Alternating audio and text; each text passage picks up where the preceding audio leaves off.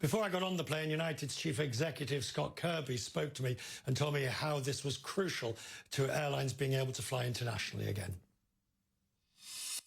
Well, what we're hoping is that much like Hawaii has now opened up to passengers flying in if they test negative, is that we can start to take some of these barriers down around the world.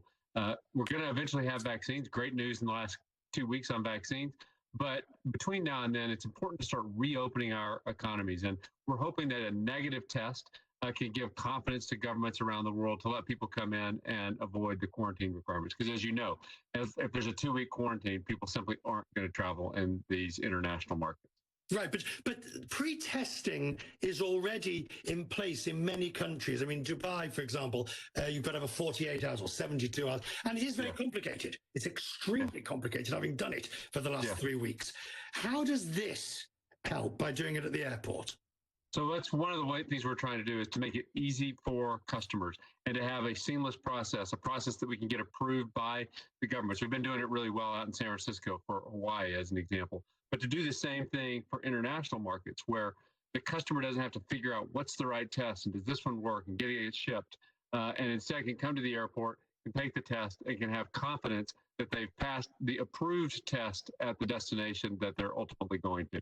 Are you planning, if this, I mean, because essentially what you have to do here, this test has to be accepted by the British government, right, which has been one of the slowest, my words, not yours, to actually introduce any form of testing that would reduce a 14-day quarantine requirement. Would you expect to roll it out further if successful?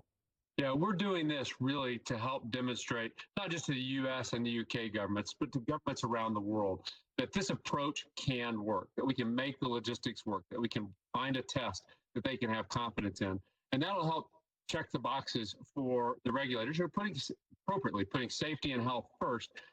And if we can demonstrate that we can make this work ahead of time, it makes it a lot easier for them to then approve a test like this and a process like this to let customers cross the borders without a quarantine. For you, is vaccines the Holy Grail? Is that the it can't come fast enough?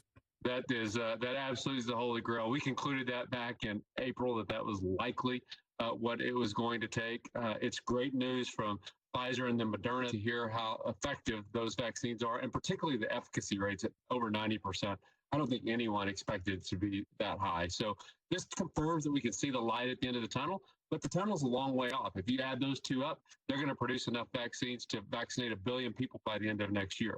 That's a long way to go before we get the whole world vaccinated. So we're not out of this yet, and that's why it's important testing to start opening borders until we're through to the other side.